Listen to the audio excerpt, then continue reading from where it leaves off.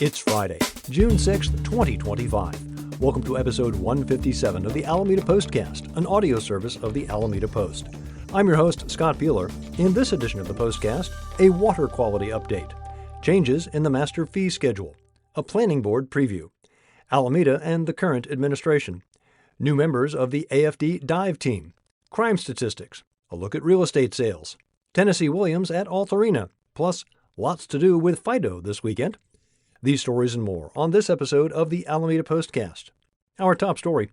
Last week, I reported on the suspicion of toxic algae in the lagoon system in the wake of a report by the Alameda West Lagoon Homeowners Association, in which it was noted that a dog had died after playing on the beach. City officials took water samples from all 5 lagoons and then sent those samples to Sacramento for testing. On Sunday, the city posted on their Facebook page that all samples tested negative, undoubtedly easing the concerns of lagoon area pet owners. These kinds of stories are at the heart of why we remain devoted to timely local news at the Alameda Post. While the initial dog death report and subsequent testing were quickly covered by San Francisco media outlets, the follow-up about the negative tests was barely mentioned. We're proud to keep you up to date on the stories that concern you. And if you've got ideas of how we can make that coverage even better, we'd like to hear from you at our upcoming community listening session on Wednesday, June 11th at College of Alameda. More on that later in the postcast. Details on lagoon water quality at alamedapost.com/news. As we previewed last week, the City Council addressed potential changes to the master fee schedule and sewer rates. Bottom line, there's some new fees. Let's take a look by department. Public Works, new parking citations, $75 for parking in bike lanes, $45 for parking in electric vehicle charging spaces, and $40 for parking within 20 feet of a crosswalk. Vice Mayor Michelle Pryor asked how residents will know not to park within 20 feet of a crosswalk. Public Works Director Aaron Smith explained that the city plans on painting the curbs for clarity with a goal to improve visibility and pedestrian safety. The library eliminated lost card and item processing fees but added replacement fees for new equipment such as laptops. APD increased concealed carry weapon permit fees to better reflect the time and resources needed for processing those applications. Code enforcement added a $2,906 vacant building monitoring fee and a $981 tobacco retailer license fee. Planning and building reduced home improvement fees to encourage upgrades, increased planning fees to cover costs, increased a technology fee, and added mechanical, electrical, and plumbing inspection fees. Special event permit fees increased by 2.7%. Rent program fees increased by 1.3%. Finally, the fire department increased non-emergency medical fees by 9%, raised inspection fees, and bundled first responder fees into ambulance transport fees. Councilmember Tony Desog questioned the steep increase in ambulance transport fees from $3,665 to $4,530. Fire Chief Nick Luby explained that the city is one of 4 agencies with its own transport rights under a contract with Alameda County. The county sets an allowable rate based on the Consumer Price Index and cost studies. AFD follows the county standard for parity across jurisdictions. Assistant City Manager Amy Woolridge added there is a financial hardship program for uninsured individuals, ensuring that some can receive services at no cost, depending on income. The new fee structures passed unanimously. In other business, Public Works Director Aaron Smith presented a proposed ordinance to increase Alameda's sewer service charges by 3% annually for the next 5 years. As I mentioned last week, in April, the city mailed notice of that proposed rate increase to over 19,000 property owners. If a majority of property owners were to protest, the increase could not proceed. The city only received 7 protests, and the council passed the increase unanimously.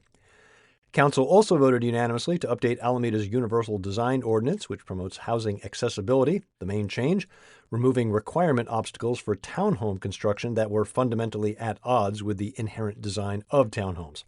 For a full look at Tuesday's council meeting, see Karen Jensen's article at alamedapost.com/news.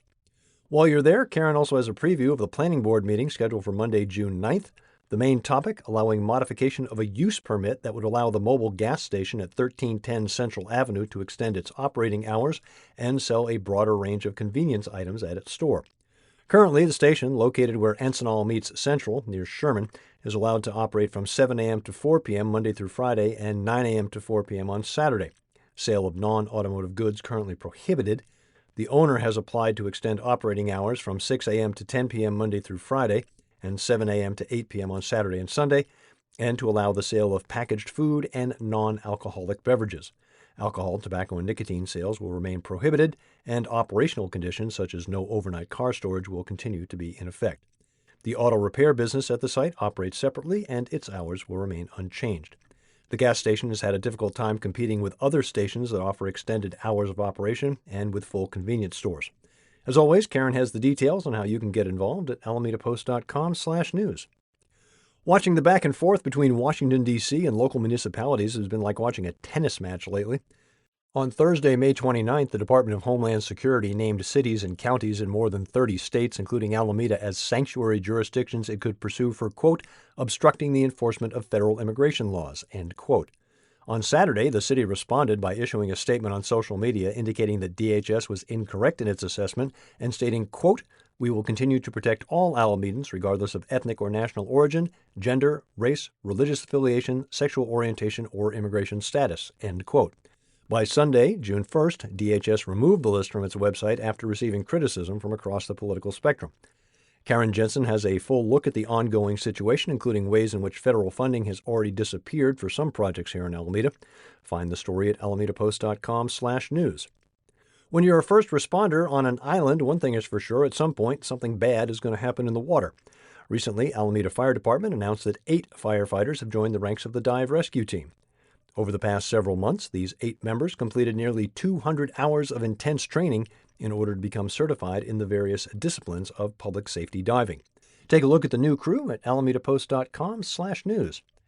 Alameda police have released April's crime statistics. Car thefts remain far lower than a year ago. Robberies have declined.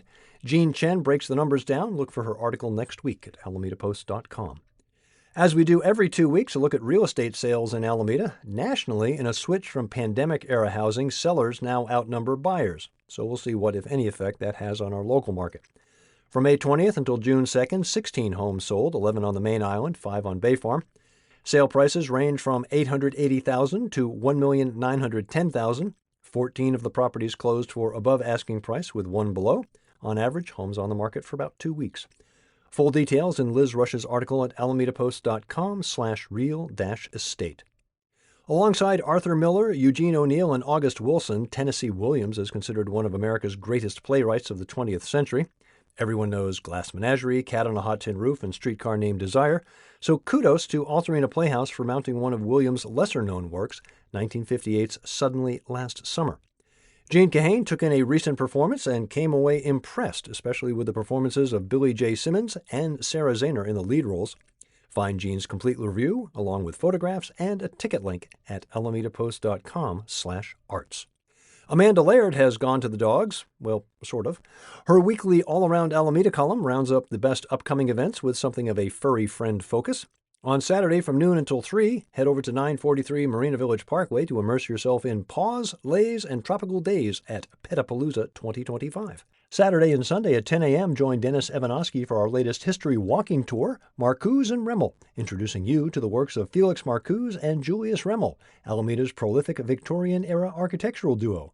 Tour starts at the intersection of Bay and Eagle. Tickets and background info at alamedapost.com/tours. And yes, your well-behaved pet is welcome. Do something good for your furry companion on Sunday. Stop by the Alameda Elks Lodge parking lot, 2255 Santa Clara Avenue, for FASA's free microchip clinic from 10 a.m. until 2 p.m. First come, first served, while supplies last. Also coming up, Ballroom Blitz, Fly Me to the Moon, a ballroom dancing event at 6 p.m. on the Hornet Saturday.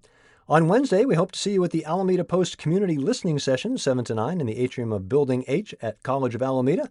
Come enjoy light refreshments while you meet and mingle with Alameda Post staff, writers, and contributors. Yours truly will be there as well.